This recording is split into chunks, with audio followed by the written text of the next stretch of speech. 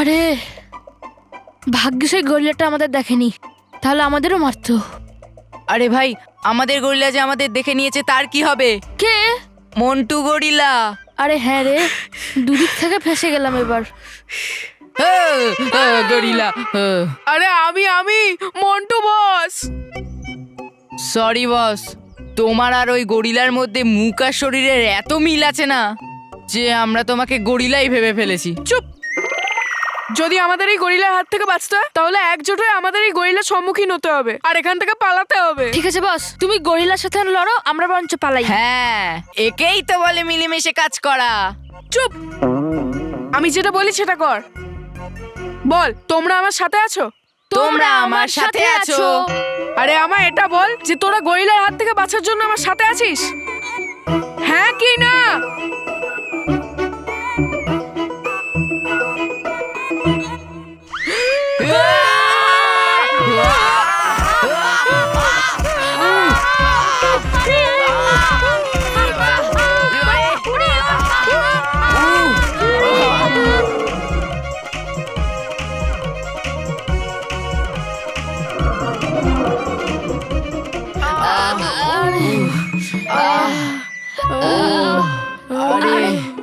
কি মারলো রে বাবা!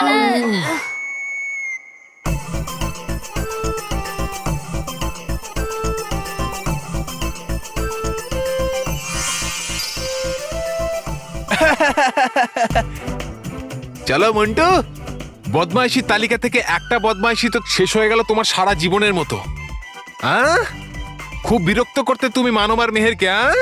আজ ভালো মতো শাস্তি দিলাম তোমাকে সেই জন্য। যদি করো তুমি পরের বার এরকম, তাহলে পরের বার ভয় দেখাও আমি বাঘ সেজে। হ্যাঁ, চলো হয়ে যায় গায়েব। হয়ে গেছে তোমারও কাজ শেষ আমার মতন।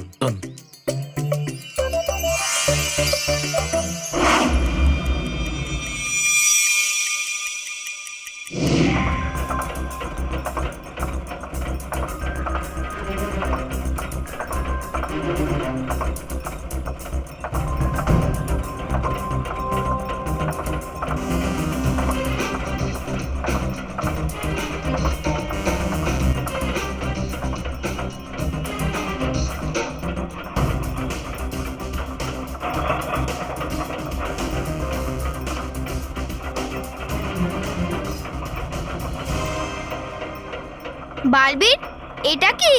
এটা হলো আমার শেষ পদক্ষেপ। এটাকে অন্যদিকে করে দিলেই এই জীবনচক্র থেমে যাবে আর পরিদের নিঃশ্বাসও। বালবীর, বলো না এটা কি? মেহের, এটাই তো হলো সেটা যেটাকে ধরে টানলে এই জীবন চক্রটা থেমে যাবে আর কালো বালবীর নিঃশেষ হয়ে যাবে। আচ্ছা, তাহলে তো তাড়াতাড়ি টেনে নেওয়া উচিত আমাদের। হ্যাঁ মেহের,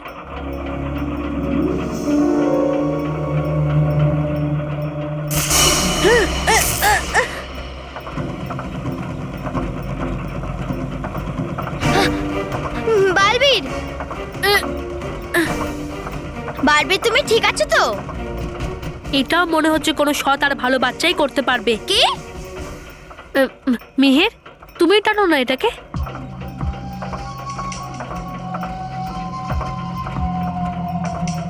যে সমস্ত বাচ্চাদের আনন্দের জন্য পরীরা সবকিছু করে, আজ তাদের মধ্যেই একটা বাচ্চা হবে সমস্ত পরীদের নিঃশেষের কারণ। আর পরীরা নিঃশেষ হয়ে গেলেই আমি তোমাকেও নিঃশেষ করে দেব মেহের। ভয়ঙ্কর পরীর জন্য পরী লোকে রোজই কিছু না কিছু সমস্যা হয়েই চলেছে। হ্যাঁ কেশপরি, আগে রানীপরি ভয়ঙ্কর পরীর খাঁচায় বন্দি ছিল আর এখন চঞ্চল পরী বন্দি আছে। আমাদের যত তাড়াতাড়ি সম্ভব ভয়ঙ্কর পরীকে খুঁজে বার করতে হবে আর তার উপর আক্রমণ করতে হবে।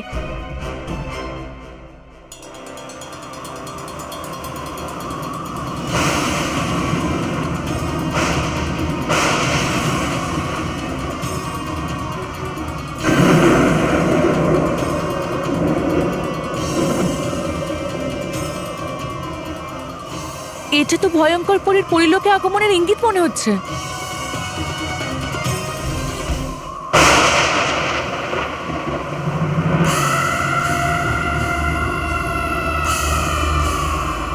ভয়ঙ্কর পরি?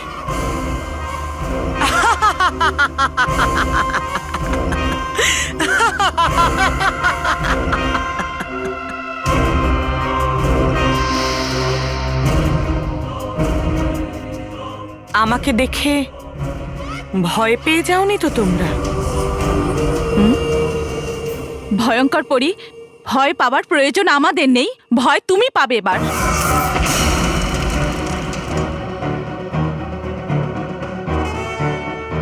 মূর্খ পরীরা, তোমাদের সবাইকে তো আমি নিমেষে শেষ করে দিতে পারি, কিন্তু আমি এখানে তোমাদের সাথে যুদ্ধ করতে নয়, বরং তোমাদের একটা ভালো আর একটা খারাপ খবর দিতে এসেছি। চলো প্রথমে তোমাদেরকে ভালো খবরটাই জানাই।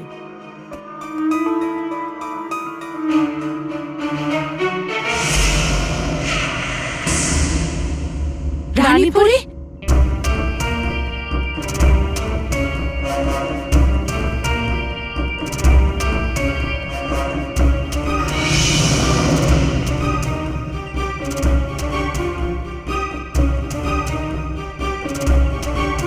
চঞ্চল পরি,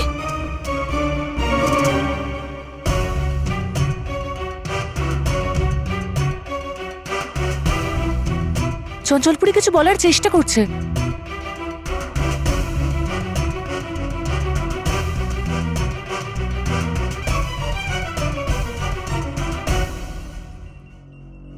তুমি রানীপুরি আর চঞ্চলপুরীকে ফেরাতে এসছো? নিশ্চয় এখানেও এর কোনো মতলব আছে। তোমাদের মতো অল্প সময়ের অতিথি পরিদের সাথে আমি কি চাল চালবো? আর হ্যাঁ, এটাই সেই খারাপ খবর যেটা আমি তোমাদের শোনাতে চেয়েছি। ব্যাস, তোমরা সবাই এখন অল্প সময়ের অতিথি, কারণ কিছুক্ষণের মধ্যেই জীবনচক্র থেমে যাবে আর তোমাদের নিঃশ্বাসও।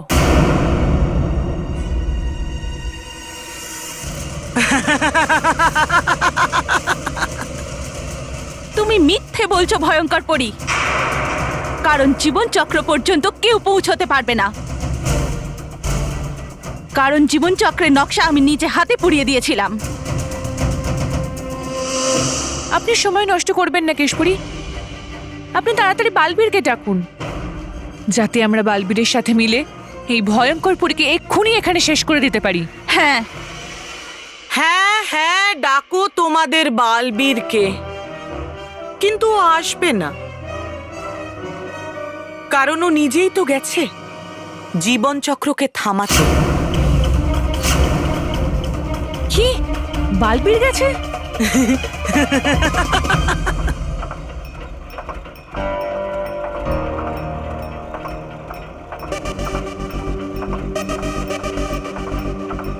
জীবনচক্রের দ্বার খোলার জন্য আমার একজন সৎ এবং ভালো বাচ্চার প্রয়োজন।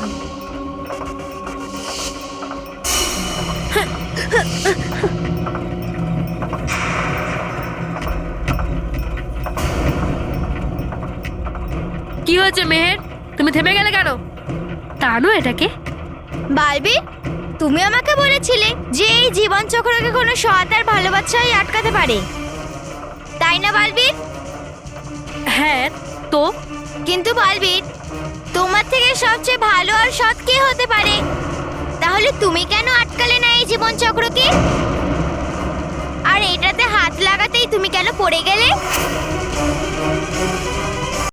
না, বালবীর কখনোই এমন করতে পারে না।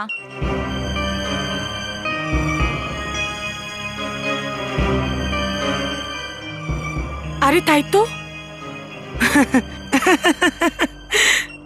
সব থেকে খারাপ খবরটা তোমাকে শোনাতে তো আমি ভুলেই গেছি। তোমার আদরের বালবীর এই ব্রহ্মাণ্ডে আর নেই, আমি ওকে শেষ করে দিয়েছি। কি শেষ করে দিয়েছি আমি ওকে?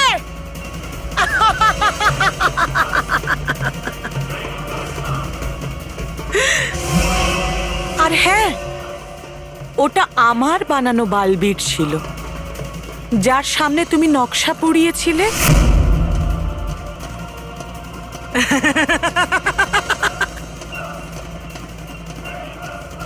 আর আমার ওই কালো বালবির তোমার পুড়িয়ে দেওয়া নকশার ছাই থেকে আবার জীবনচক্র পর্যন্ত পৌঁছানোর নকশা বানিয়ে ফেলেছে। আর এখন ও সেই জীবনচক্রটাকে থামাতে গেছে।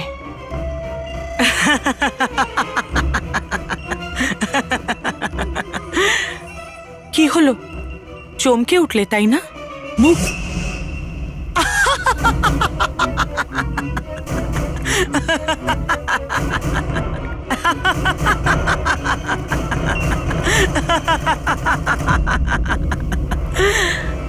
এবার আর কোনো বালবীর আসবে না তোমাদেরকে বাঁচাতে, কখনোই না। না, আমরা তোমার কথা বিশ্বাস করি না। হ্যাঁ, আমাদের বালবীরের কখনো কিছু হতে পারে না। আরে তাই তো, হাহ, আমাকে তো তুমি কখনোই বিশ্বাস করবে না।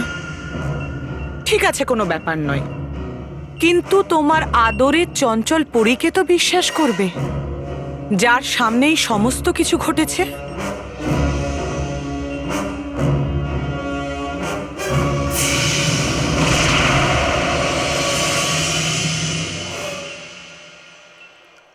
কেশপুরি, চঞ্চল পরি, বালবীর ঠিক আছে তো? ও জীবিত আছে তো? ভয়ঙ্কর পরি যা বলছে তা মিথ্যে, তাই তো? বলো না, বালবীর কোথায়? ও ঠিক আছে তো? কেশপুরি, ভয়ঙ্করপুরি যা যা বলেছে সেই সব কিছু সত্যি।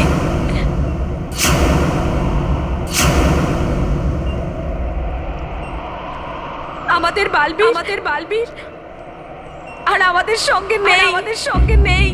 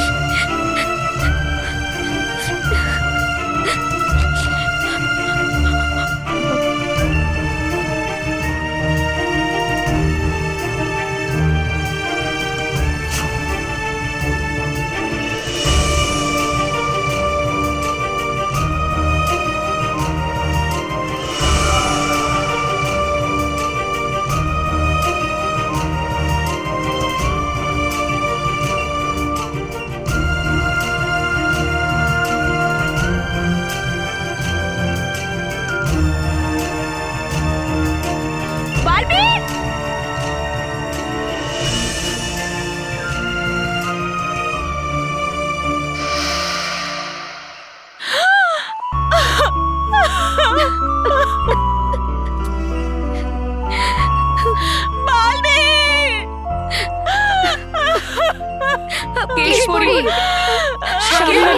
সামলান। আরে কেশপুরি, কেন তুমি নিজেকে এত কষ্ট দিচ্ছ?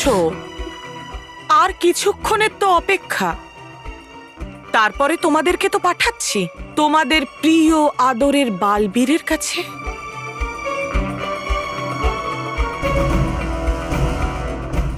মেহের, আমি তোমার প্রত্যেক প্রশ্নের উত্তর দেব, কিন্তু প্রথমে জীবন চক্রটাকে থামানো প্রয়োজন। টানো ওটাকে। না, প্রথমে তুমি আমার প্রশ্নের উত্তর দাও। মেহের, এখন এই জীবন চক্রটাকে থামানো বেশি প্রয়োজন। টানো এটাকে। না, প্রথমে উত্তর দাও। মেহের, জেদ করো না, টানো এটাকে। কিন্তু বালবীর, টানো। না, তুমি আমার বালবীর নও। মেহের, সময় নষ্ট করো না, জীবন চক্রটাকে থামাও। টানো এটাকে। না বালবীর, তুমি যতক্ষণ না সত্যি কথা বলবে আমি এটা করব না। মেহের, টানো। না বালবীর। মেহের, টানো এটাকে।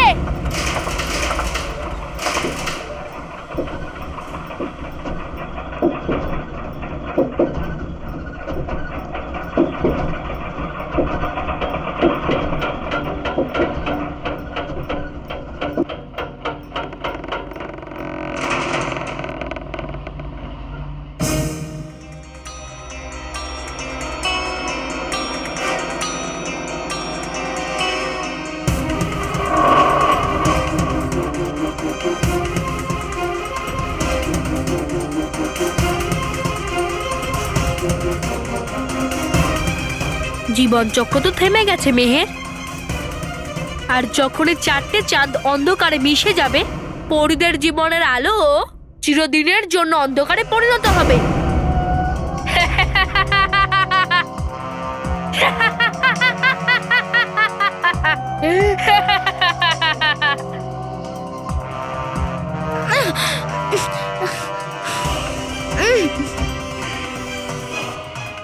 তুমি যতই চেষ্টা করো না কেন মেহের, এটা কিন্তু আবার শুরু হবে না। কারণ এটাকে আবার শুরু করার জন্য একটা মন্ত্র আছে, যেটা আমিও জানি না।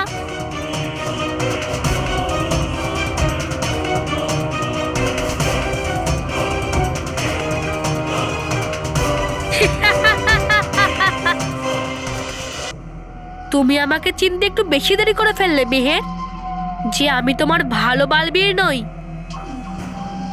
আর তুমি এখানে আমার মানে অসৎ বালবীরকে নিঃশেষ করতে আসোনি, বরং তুমি পরিদেরকে নিঃশেষ করার জন্য আমাকে সাহায্য করতে এসেছো।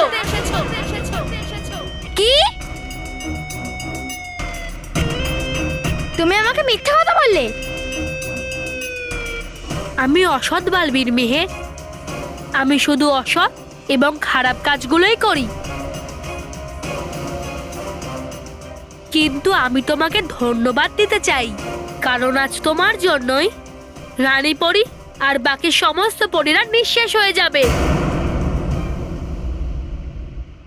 ভয়ঙ্কর পরি, যদি জীবন চক্র থেমে যায় তাহলে আমাদের বিনাশ তো নিশ্চিত।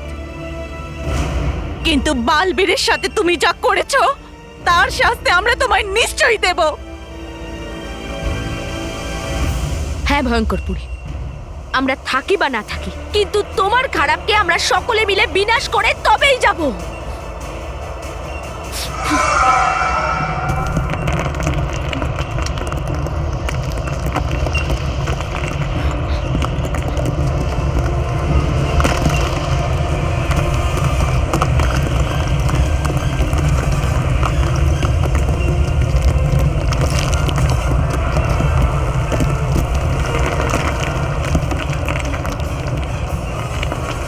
রানীপুরীর মূর্তিতে ফাটল কিভাবে ধরছে?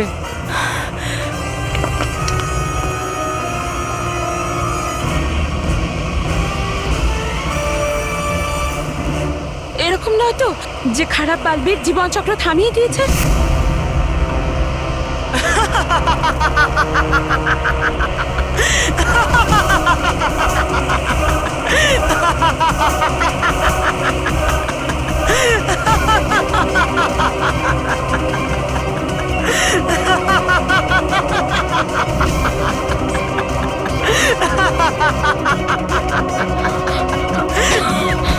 অবশেষে তোমাদের অন্তিম সময় চলে এসেছে পরীরা। আমি আর আমার অসততা জিতে গেছে।